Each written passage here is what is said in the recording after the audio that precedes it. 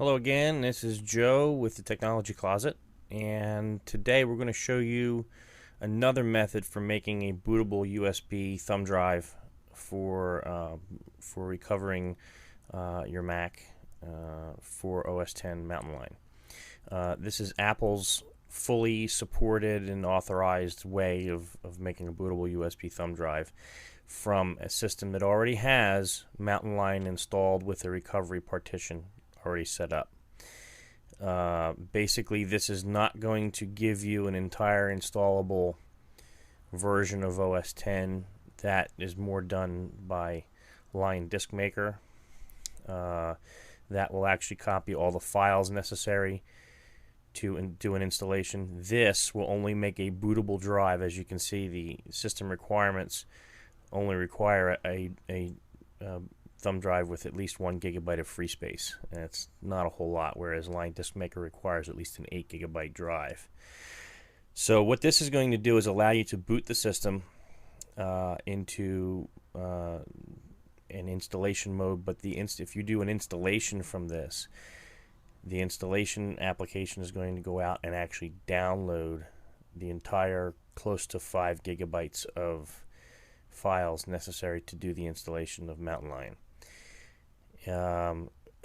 There's pluses and minuses both ways. This way here, you're always guaranteed of having the latest and greatest installation package.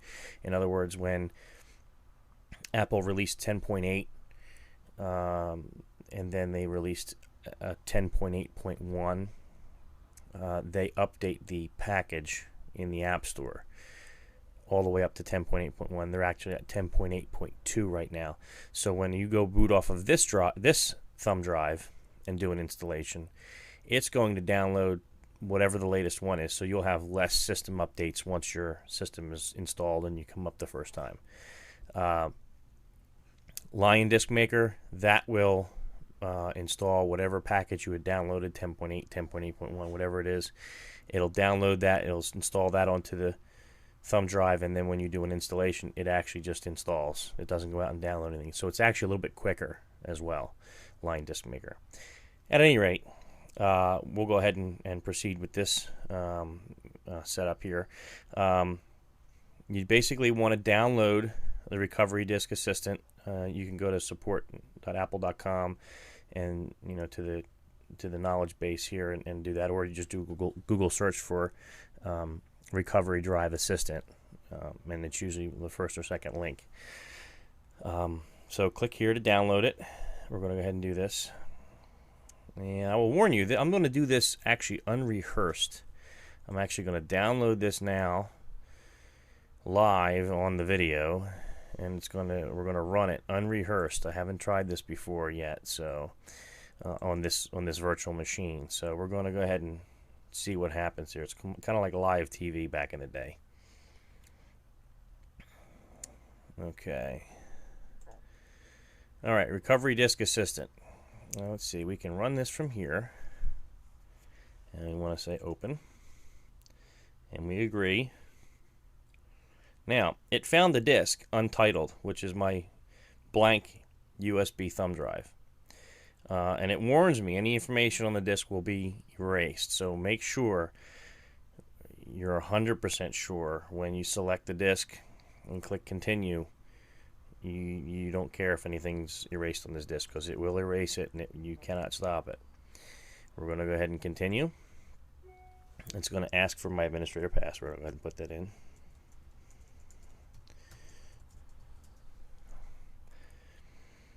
And it's actually going to go out and look at the recovery partition, the hidden recovery partition that's on the hard drive now. And it's actually going to basically copy that to this USB thumb drive. The recovery partition, even if you boot to that, doesn't have the installation files there to install OS X. What that will also do, if you boot to the recovery partition and do an install, that also goes out to the internet and downloads the latest version of the installation files. Then it installs it. So you're talking, an extra, depending on your internet connection, you're talking an extra maybe 15 to 20 minutes to download the files that are necessary.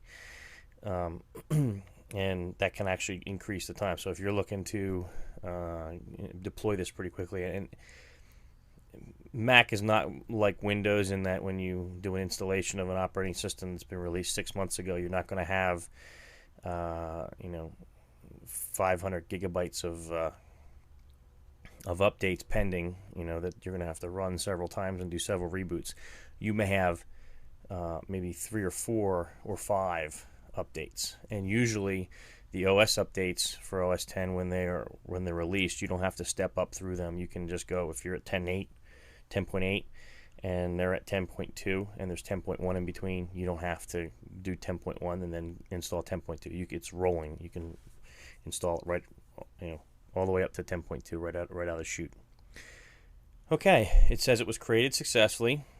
If we want to boot from it, connect the recovery disk, restart the computer by holding down the Option key.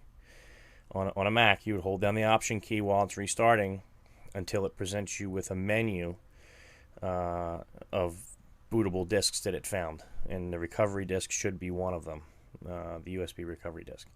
So we're going to go ahead and quit, and that is basically it.